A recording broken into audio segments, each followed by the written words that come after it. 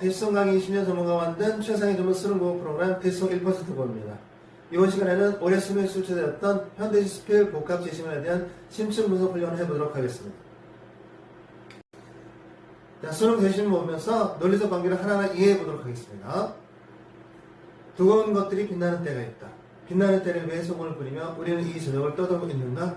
1-3이 완결이 되는 것 같은데, 두꺼운 것들은 과거의 소중한 가치나 아름다운 가치 정도 되겠죠?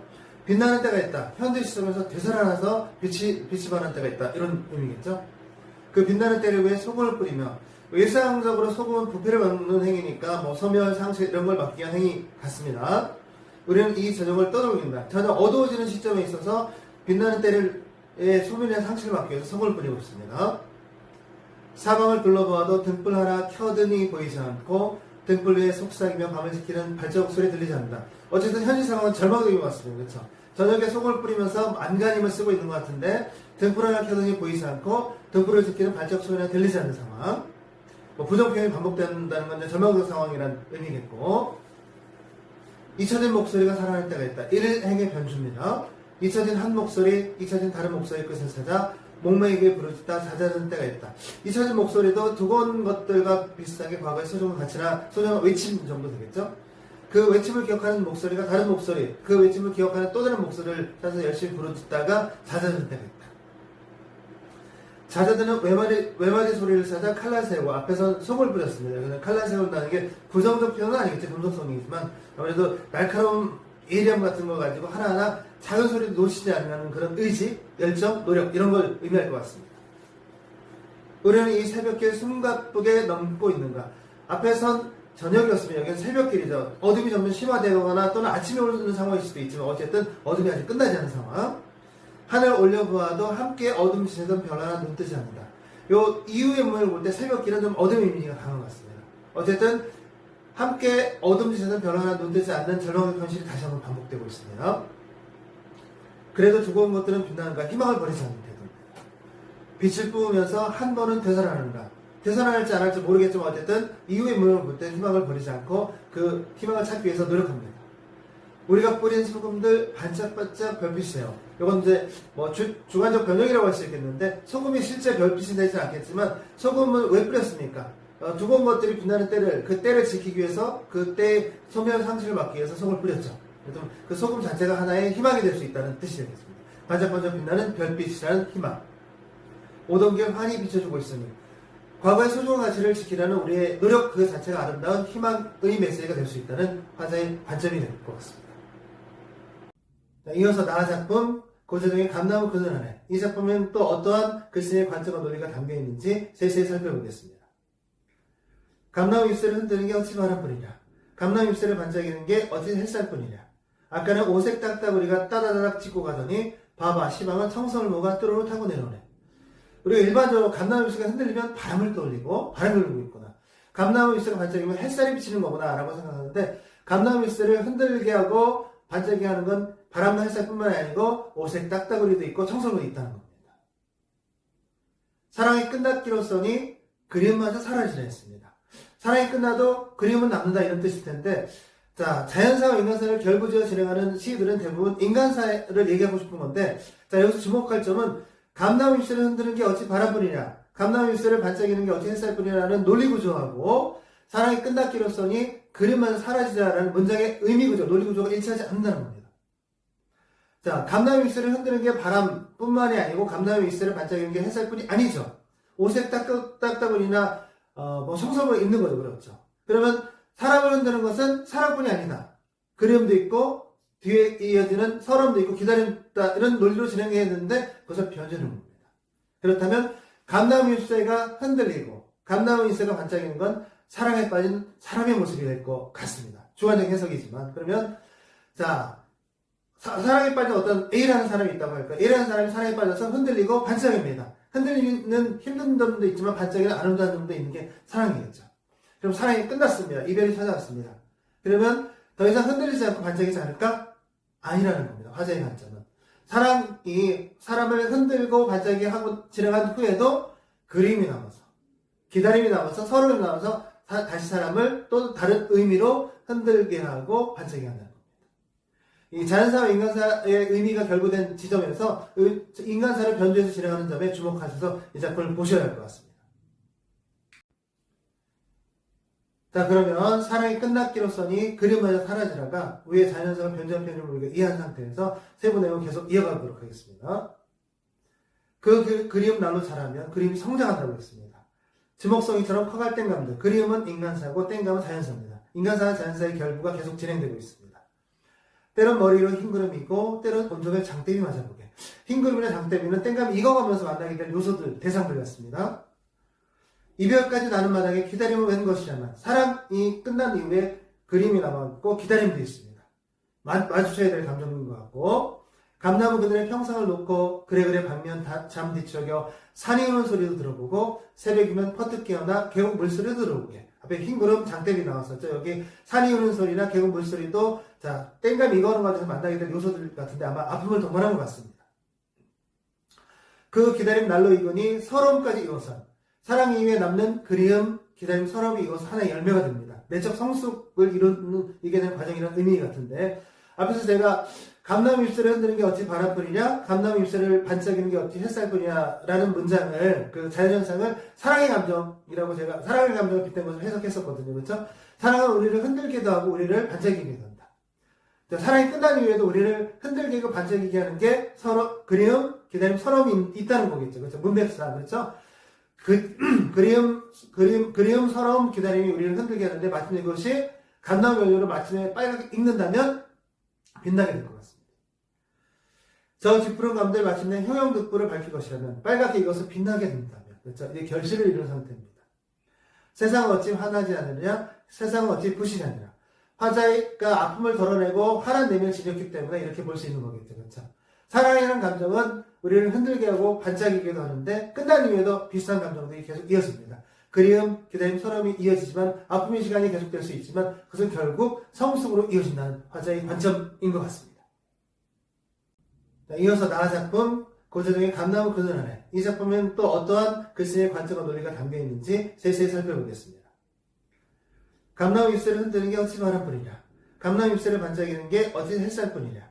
아까는 오색 딱따구리가 따다다닥 찍고 가더니 봐봐 시방은 청설모가 뚜루루 타고 내려오네. 우리가 일반적으로 감나무 잎새가 흔들리면 바람을 떠올리고 바람이 불고 있구나. 감나무 잎새가 반짝이면 햇살이 비치는 거구나 라고 생각하는데 감나무 잎새를 흔들게 하고 반짝이게 하는 건 바람과 햇살뿐만 아니고 오색 딱따구리도 있고 청설모도 있다는 겁니다. 사랑이 끝났기로서니 그림마저 사라지려 했습니다. 사랑이 끝나도 그림은 남는다 이런 뜻일 텐데 자, 자연사와 인간사를 결부지어 진행하는 시들은 대부분 인간사를 얘기하고 싶은 건데 자, 여기서 주목할 점은 감나무 잎새를 흔드는 게 어찌 바람뿐이냐, 감나무 잎새를 반짝이는 게 어찌 햇살뿐이냐라는 논리구조하고 사랑이 끝났기로서니 그림만 사라지자라는 문장의 의미구조, 논리구조가 일치하지 않는다는 겁니다. 자, 감나무 잎새를 흔드는 게 바람뿐만이 아니고 감나무 잎새를 반짝이는 게 햇살뿐이 아니죠. 오색 딱따구리나 성설모 있는 거죠. 그렇죠. 그러면 사랑을 흔드는 것은 사랑뿐이 아니다. 그리움도 있고 뒤에 이어지는 서러움도 있고 기다림다 이런 논리로 진행해야 되는데 그것을 변주는 겁니다. 그렇다면 감나무 잎새가 흔들리고 감나무 잎새가 반짝이는 건 사랑에 빠진 사람의 모습이 될 것 같습니다. 주관적 해석이지만 그러면 자 사랑에 빠진 어떤 A라는 사람이 있다고 할까요? A라는 사람이 사랑에 빠져서 흔들리고 반짝입니다. 흔들리는 힘든 점도 있지만 반짝이는 아름다운 점도 있는 게 사랑이겠죠. 그럼 사랑이 끝났습니다. 이별이 찾아왔습니다. 그러면 더 이상 흔들리지 않고 반짝이지 않을까? 아니라는 겁니다. 화자의 관점은. 사랑이 사람을 흔들고 반짝이게 하고 진행한 후에도 그림이 남아서 기다림이 남아서 서로이 남아서 다시 사람을 또 다른 의미로 흔들게 하고 반짝이게 한다는 겁니다.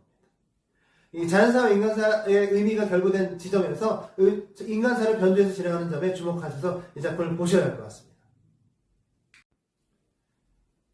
자, 그러면 사랑이 끝났기로서니 그림마저 사라지라가 위에 자연사가 변주한 편을 우리가 이해한 상태에서 세부 내용 계속 이어가도록 하겠습니다. 그리움 날로 자라면 그림이 성장한다고 했습니다. 주목성이처럼 커갈 땡감들. 그리움은 인간사고 땡감은 자연사입니다. 인간사와 자연사의 결부가 계속 진행되고 있습니다. 때론 머리로 흰구름이고 때론 온종일 장대비 맞아보게. 흰구름이나 장대비는 땡감이 익어가면서 만나게 될 요소들, 대상들 같습니다. 이별까지 나는 마당에 기다림을 웬 것이라면 사랑이 끝난 이후에 그림이 남아있고 기다림도 있습니다. 마주쳐야 될 감정인 것 같고, 감나무 그늘에 평상을 놓고 그래 반면 잠 뒤척여 산이 우는 소리도 들어보고 새벽이면 퍼뜩 깨어나 계곡 물소리도 들어보게. 앞에 흰구름 장대비 나왔었죠. 여기 산이 우는 소리나 계곡 물소리도 자 땡감 이거는 가지고 만나게 될 요소들 같은데 아마 아픔을 동반한 것 같습니다. 그 기다림 날로 익으니 서러움까지 이어서 사랑 이후에 남는 그리움, 기다림, 서러움이 이어서 하나의 열매가 됩니다. 내적 성숙을 이게 된 과정이라는 의미 같은데 앞에서 제가 감나무 잎새를 흔드는 게 어찌 바람뿐이냐, 감나무 잎새를 반짝이는 게 어찌 햇살뿐이냐라는 문장을 그 자연현상을 사랑의 감정이라고 제가 사랑의 감정을 빗댄 것을 해석했었거든요. 그렇죠? 사랑은 우리를 흔들기도 하고 우리를 반짝이게 한다. 사랑이 끝난 이후에도 우리를 흔들게 하고 반짝이게 하는 게 서로 그리움, 기다림, 서러움이 있다는 거겠죠. 그렇죠? 문맥상 그렇죠? 그리움, 서러움, 기다림이 우리를 흔들게 하는데 마침내 그것이 감나무 연료로 마침내 빨갛게 익는다면 빛나게 될 것 같습니다. 저 짙푸른 감들 마침내 형형득불을 밝힐 것이라면 빨갛게 익어서 빛나게 된다면 그렇죠? 이제 결실을 이룬 상태입니다. 세상은 어찌 화나지 않느냐? 세상은 어찌 부실이 아니라 화자가 아픔을 덜어내고 화난 내면을 지녔기 때문에 이렇게 볼 수 있는 거겠죠. 그렇죠? 사랑이라는 감정은 우리를 흔들게 하고 반짝이기도 하는데 끝난 이후에도 비슷한 감정들이 계속 이어집니다. 그리움, 기다림, 서러움이 이어지지만 아픔의 시간이 계속될 수 있지만 그것은 결국 성숙으로 이어진다는 화자의 관점인 것 같습니다. 자, 마지막 다짐은 고전수필 2의 체력에 두는 글. 수필은 글씨의 인식 내용이나 가시판단에 주목하셔서 읽으셔야 됩니다. 선지간의 마무리에 소리를 내게 만드는 것은 무엇인가? 질문 형식으로 시작합니다. 초목은 움직이지 않으면 그 자체로 소리가 나지 않으나 바람이 불면 소리가 난다. 그런즉 초목이 소리를 내게 하는 것은 바람이다.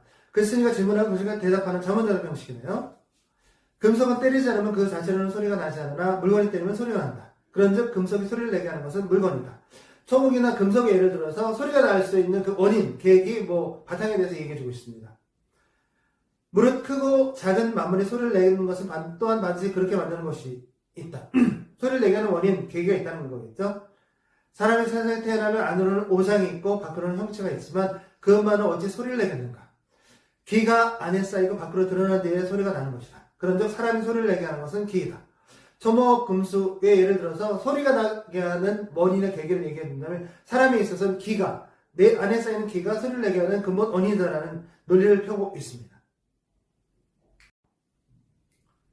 자, 이 문단 소리는 한 가지가 아니니 쓸모없는 소리가 있고 쓸모있는 소리가 있다. 하위 분류하고 있네요.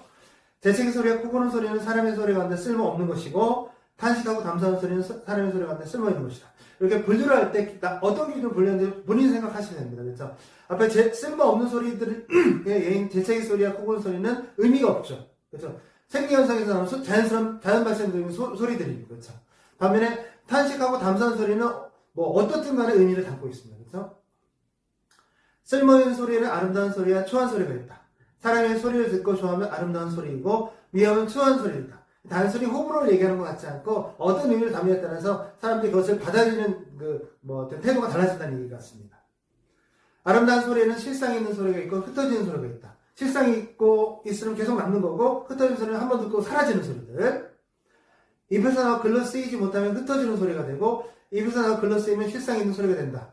이런 부분에 주목할 것은 실상이 있으려면 글로 쓰여야 된다고 했죠. 그냥 누구나 다 쓸 수 있는 문자로 표시한다는 뜻이 아니고 글로 쓰여질 정도로 의미를 담고 있는, 좋은 의미를 담고 있는 글이어야 한다는 얘기, 소리여야 된다는 겁니다. 실상 있는 소리에는 바른 것이 있고 삿된 것이 있다. 삿되다는 말이 있어야 잘 안 쓰지만 바르지 못하다, 나쁘다 이런 뜻이거든요. 그냥 추론할 수 있습니다. 바른 것과 그렇지 못한 것의 차이점을 열거하는 문맥이니까. 또 바른 것 같으면서 삿된 것도 있고 또 혹 삿된 것 같으면서 바른 것도 있다. 위장수를 쓰는지 모르겠지만 어쨌든 잘 봐야 됩니다. 정직한 글의 정체성을 잘 파악해야 된다는 얘기입니다. 사람의 소리로서 남에게 듣기 좋고 남에게 듣기 좋아 글로 쓰이고 이 듣기 좋다는 얘기가 그냥 선호된다는 뜻보다는 의미가 심장해야 된다. 의미가 깊어야 된다. 이렇게 이해하셔야 됩니다. 그래야지만 글로 쓸 수 있는 거죠. 그렇죠? 우리가 지금 문학작품으로 이렇게 읽는 작품들, 기록돼서 읽는 작품을 대부분 깊은 의미를 담고 있으니까. 글을 쓰면서 발음에 합당하다는 발음이 가장 궁극적인 가치 같습니다. 그것을 일컬어 좋은 소리를 한다. 좋은 소리를 내는 것은 참으로 어려운 일인 거죠. 사람들에게 다 인정받고 그 궁극적인 방향성이 발음을 향하고 있어야 된다. 까다롭네요. 자, 마지막 3문단 보겠습니다. 체력은 좋은 소리를 내는 사람에 가깝다. 라고 체르비에 대한 평가하죠. 체르비 소리에 대해서. 그렇죠. 이 글이 체르비가 주는 글이니까. 그의 문장이 비록 완성된 것은 아니지만 그 뜻은 바람을 향한다. 좋은 소리를 내는 사람에 가깝고 뜻이 바람을 향하니까 언젠가 완성되겠죠. 그러니 학업을 게을리하지 않는다면, 학문에 꾸준히 정진한다면 바르게 되는데 무슨 어려움이 있겠는가? 당연히 완성될 것이다. 좋은 소리를 내는 사람이 될 것이다. 칭찬하는 거죠. 내가 들이 소리를 내는 만물은 그 본체가 크면 그 소리 또한 크고 그 본체가 작으면 그 소리 또한 작다고 한다. 테립은 소리가 크니 그 본체가 큰 것을 알만하다. 사람의 본체는 마음이니 그의 마음이 가히 크다고 하겠다. 마음이 큰 사람, 넓은 아량을 가지고 깊은 생각을 가진 사람이라고 또 칭찬하고 있습니다. 내가 또 들으니 크게 부딪히면 큰 소리가 나며 작게 부딪히면 작은 소리가 난다고 한다. 상식적이고 일반적인 논리면서 들은 형식을 통해서 신뢰도를 좀 높이는 겁니다. 큰 바람이 초목을 움직이면 천지를 뒤흔들 듯하나 작은 바람이 불면 한번 살랑거림에 불과할 뿐이다. 금속을 치는 것도 또한 이와 같다. 초목이나 금속의 경우는 외부에서 큰 자극이 있으면 그 소리를 일으키는 큰 자극 계기가 있으면 큰 소리가 나고 그렇지 않은 경우 작은 소리가 난다. 사람도 비슷한 논리가 있겠죠?